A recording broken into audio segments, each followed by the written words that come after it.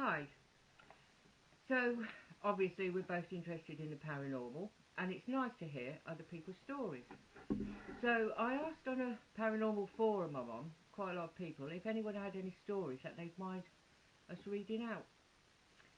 And we've been sent quite a few. I can't read them out all because there are quite a lot.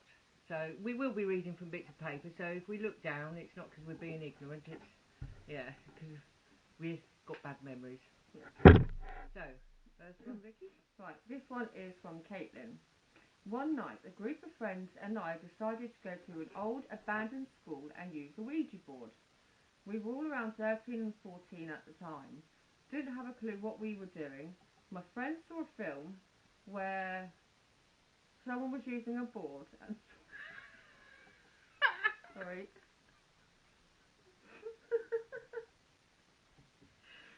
I apologise, Caitlin. What? I think we'd have been better off reading it from memory. Right. Someone was using a board and thought it looked cool. We used black candles as that's what they used in... For God's sake. See, we got bits of paper. And we're still not doing it right. Right, I'll get it right. Black candles. Black candles, yeah. As that's what they used in the film. We made our own Ouija board by painting letters and numbers on an old cupboard. An old cupboard door. To cut a long story short, we seemed to get through to someone. They didn't make sense, but we kept hearing noises around us. Banging and then the most horrible growling noise. It really sounded like an animal, but there were no animals around, and it was definitely coming from one of the rooms. None of us would dare go and have a look. We all just screamed, left everything there and ran.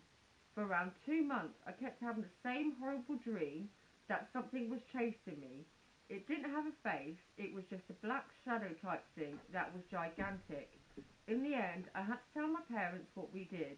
They took me to see our local vicar and he did some sort of blessing. After that, I never had that dream again, and I'd never mess around with the Ouija board again and never will. Should have watched our video, Caitlin. Yeah.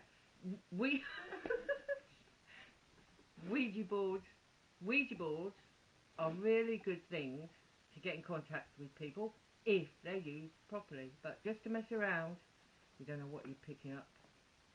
So I'm going to read the next one, hopefully, without laughing. I know. I no disrespect to your story, Caitlin. It's Okay. This is from Julie. Right, Julie. This is spooky, but kind of nice as well. My granddad died. He was like another dad to me, and I was heartbroken. So much so that I stopped eating. I wouldn't leave my room, and I wouldn't speak to anyone. Exactly 2 years and 4 months after he died, my nan died. Oh. We were in the hospital room with her. Suddenly I heard a voice in my ear. It was the voice of my granddad. He said he had come to take my nan with him. He told me not to worry and they will see me again. Then my nan took a final breath and died. For some reason I didn't feel any sadness. I just felt total and complete relief that they were going to be together again and I would see them again. My parents and sisters didn't believe me, but I don't mind that, as it is a hard thing to believe. That was 25 years ago now, and it's something I will never forget.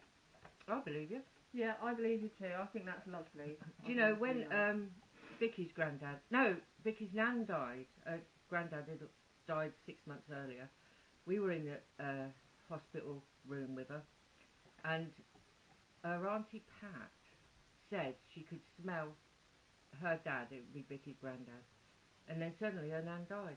So we think her husband came to get her as well. This one's from Brian.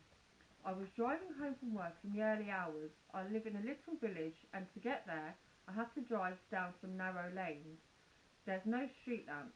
I turned a bend, and there was a woman standing in the middle of the road. I had to stamp hard on my brakes. She didn't move. I got out of the car and walked towards her, and she just disappeared into thin air. It took about half an hour for me to stop shaking and start the car up again. I didn't look into stories as I really didn't want to know. From then on, I took the long way round to get home when I worked until the early hours. It puts 40 minutes extra on the journey, but I didn't want to ever have to encounter something like that again. I lived in a little village and it was horrible. I'd never live there again, and I can believe it. Well, the first thing I would have done is gone home and Looked it up, Google, yeah. Died, someone got run over. Right, this is from Kathy. At least twice a month, I wake up and am paralysed. It feels like there is something sitting on my chest, but I can't see it. I can't move or shout out. I've been to see my GP about this, and it's called sleep paralysis, and it's apparently quite common. Yeah, it is. There is nothing that can be done about it. It may be common, but to me, it's something paranormal, and I reckon it's some sort of demon that picks on certain people to visit. No, I don't think it is, because everybody has sleep paralysis when they sleep. It's their brain's way of keeping them safe in their dreams. That's what the scientists say. So we all have it, but some just wake up halfway through it. But it's no demon, and it is common. Robert. I was a huge skeptic and laughed at people who said they had seen a ghost or heard strange noises. I always found an explanation for it. My wife persuaded me to go on a ghost hunt with her and a group of other people. It was at the Ram Inn in Gloucester. I decided to be the big hard man and go into the cellar on my own. There were some children's bones, where some children's bones were dug up. I sat there just thinking how dark it was when I heard a scratching type noise. It was like nails just scratching on the door. I asked if anyone was there, and there was no answer. Then it felt like someone was breathing in my ear. I laughed and said, "I know it's you, Carol, my wife." I turned on my torch, and right in front of me was a little boy. He stood there for about 5 seconds and ran away towards the back of the cellar. There were no doors to get out there, and he just went through the walls. I'm ashamed to say I screamed like a little girl and bolted up the stairs. Since that night, I've never disbelieved anyone who says they have seen a ghost. This Ram Inn is quite a good, popular haunt. Oh, wrong word. No pun intended. A popular place to go for paranormal investigation. There's apparently loads of ghosts now. There's one more actually, because the owner of it died recently. Or was it recently? I don't know, but he did die. So, one more. Right, this is from Stephen. I live in a haunted house. Every night the lights flicker on and off, and the shower just turns on by itself. My books get rearranged in different orders. No matter how many times I put them in the right order, the next day they will be messed up. I haven't actually seen any ghosts myself, but our 4-year-old daughter says she's seen a lady sitting in the chair in her room. She's not scary though, and my daughter seems to like her. None of my family are worried, so we've no intention of moving. If things get bad, or my daughter gets scared in any way, then of course we would move out. Lots of kids have imaginary friends, and I reckon they're ghosts that they're seeing. Jacob. When we were kids, which wasn't that long ago, we would dare each other to go into an old, run-down house in our town. It's been there for maybe 60 or 70 years. The owners just left one night, and it went to rack and ruin. All the kids used to say it was haunted, and that's why we used to go there. I refused to go in on my own, and I didn't care if my friends called me names. I just had a bad feeling, and it looked so spooky in the darkness. So I went in one night with 2 other boys. It was a right state inside, with rubbish everywhere. We looked around some of the rooms, and then decided to go upstairs. As we were halfway up, we heard the most loudest, deepest man's voice. It looked like someone was speaking through a megaphone. It was like someone was speaking through a megaphone, and shouted, "Get out now." We didn't even look at each other. We just bolted down those stairs and stood in the garden, just staring at the house. I was convinced I saw a figure walk past one of the upstairs windows. Whether I did or whether it was just my imagination, because I was so scared, I will never know, as we never went back there again. Perhaps you shouldn't. Perhaps you shouldn't have gone there in the first place. Or next time, take a camera with you. Yes, or a voice recorder thing. If it wasn't that long ago, so get in there. Rachel. My mum told me when I was a very little girl, I used to talk to someone who she couldn't see. Her name was Mrs. Rochester. I used to sit in my room talking to her and said she was my best friend. I had tea parties with her and told Mum that she told me what I should wear for that day. Mum found out that there was a Mr. and Mrs. Rochester who lived in the house years and years before we moved in, and the house was broken into when they were in bed. Mrs. Rochester died of a heart attack a few weeks later, and Mr. Rochester moved out.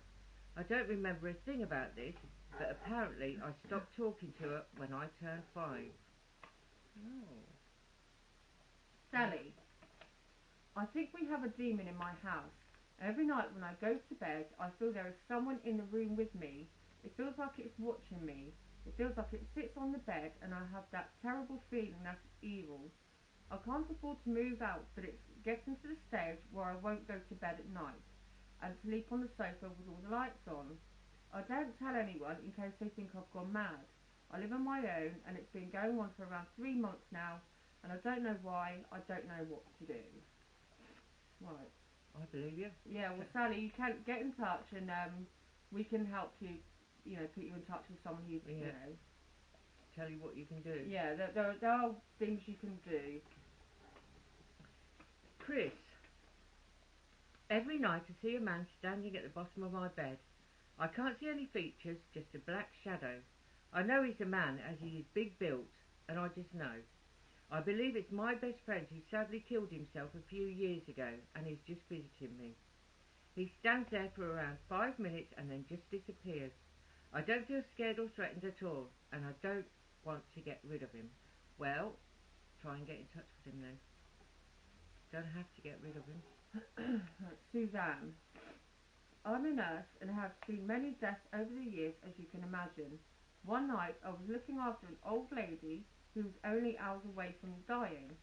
She couldn't speak and was basically already dead, apart from her short, gasping breath, what we call chain stoking.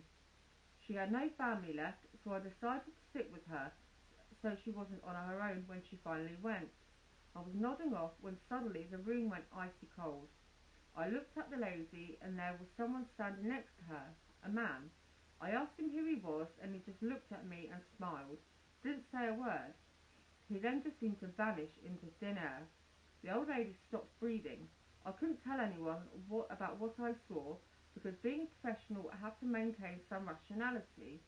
But I will say to this day that the man was a ghost, maybe a dead family member, and he had come to help the old lady on her way to wherever we go when we die. No, I reckon there's thousands of nurses and doctors who've seen things like that, but they won't admit it. So, our next video is about something not a lot of people know about, but maybe... I've always found the subject very, very scary. Yeah. I went through a phase of research and reading some stories, and I had to stop because it scared me, so... Sorry about the beginning of the video, but we have been here for hours trying to do this video, and I just couldn't stop it and start again. Do you like our house? Spooky. Okay, thanks for watching. Bye.